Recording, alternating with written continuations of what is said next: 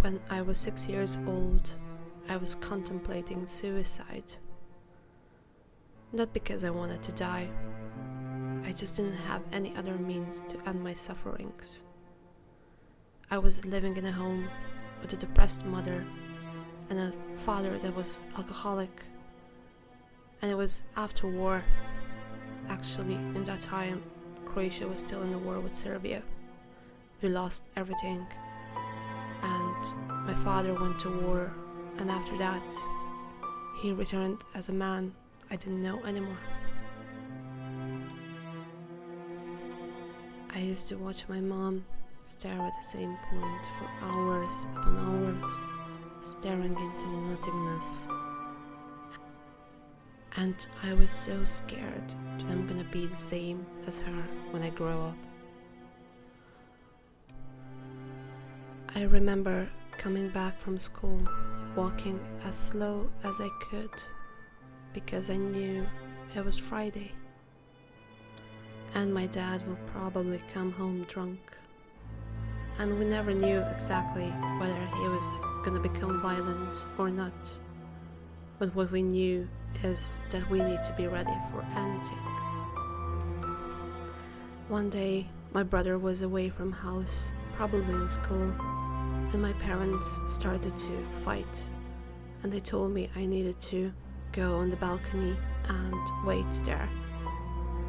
I was staring helplessly into the garden underneath the balcony, thinking how weak I am because I'm not able to kill myself. I think that was the lowest point in my life. I felt so depressed, so lonely, so unseen. And then I even blamed myself for not being able to end my life. That was the lowest pit I've ever been in.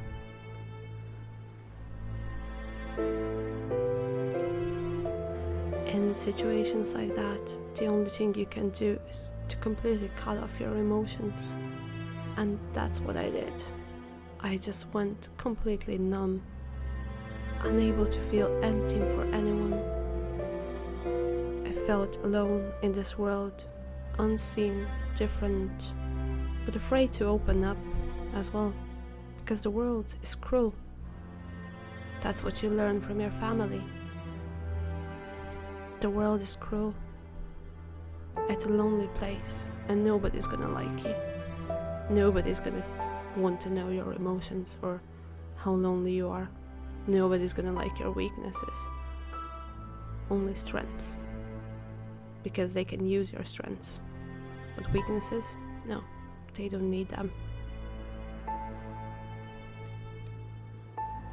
When I was 6 years old, my mom used me as her friend because she had none. So she used me to talk about her sex life. I knew everything about it.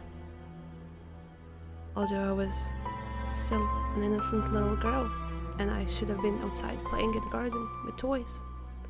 But instead of that, I was listening rape stories.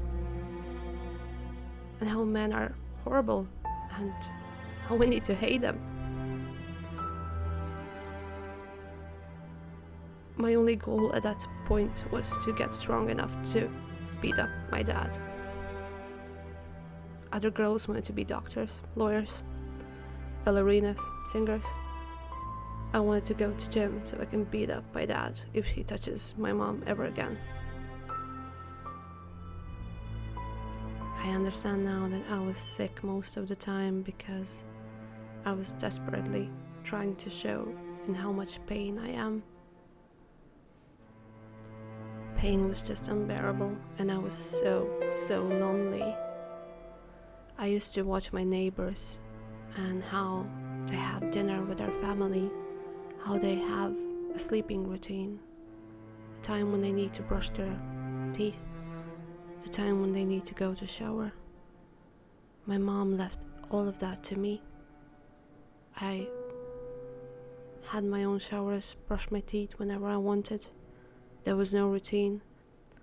I could stay up until 5 o'clock in the morning and nobody would notice.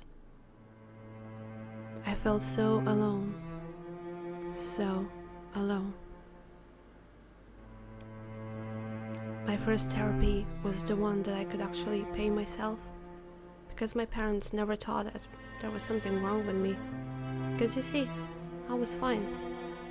I was coming from a well-standing family. My father had a good reputation, and nobody ever thought of something wrong with Anna. She was fine. But from the inside, I was dying. I couldn't wake up for school. I was sleeping 12 hours a day, still feeling tired. I didn't have any motivation to get out of the bed at the age of 17. I felt like an empty shell, like my mom. And I said to myself one morning, Anna, this is not right. This is not how a 17-year-old should feel like. There is something wrong with me. And it's not something that could be cured by pills.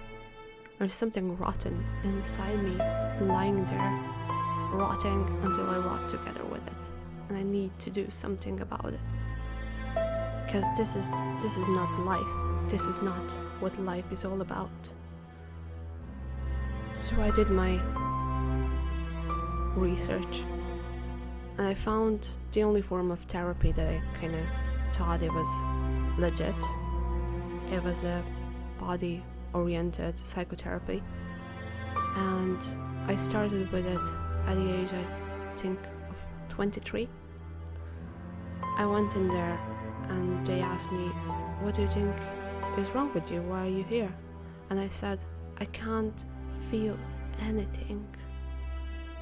I don't have any feelings for anything, for anyone. Slowly, I started to reconnect with my emotions. First, with anger. I was so angry because life's not fair. It wasn't fair to me. I was looking at all these people that got love for free, and I always had to pay for it. Nothing was free in my family. It all had to be paid for. Sinking deep into sadness, I kinda got to a place where I was feeling better. But then my mom got sick. I was sitting beside her for 2 years, holding her hand on the deathbed. In the end, again, I felt like an empty shell. I lost the person that I loved the most in the world. Although she hurt me, she was still the most important person in my life. And I lost her. I couldn't help her. I couldn't reach to her. I couldn't save her. My mission failed. I was, once again, a failure. It took me around 4 years to get better after that. Once again, I sunk deep into depression. But this time I had help. I had people around me that loved me. And they held my hand while I was suffering. And something magical happened in a while. I discovered beauty in this world. I discovered happiness. I discovered that you can actually enjoy in this place called Earth. This became my new dedication to discover beauty, happiness, laughter in this world. I didn't want to connect to sadness anymore. Sadness I knew very good. Happiness, it was a new place to discover. I still feel down a lot of times, but I learned how to see the beauty in the world, and that was my new dedication, to discover beauty inside and out. I realize now why I didn't jump from that balcony when I was 6 years old,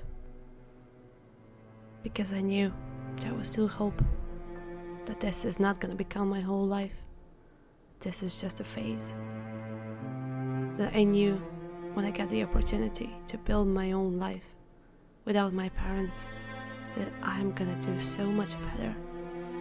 And I did. I did. So, 6 years old Anna, please don't jump. I need you. I need you to stay with me. And I'll be the one to hold your hand forever.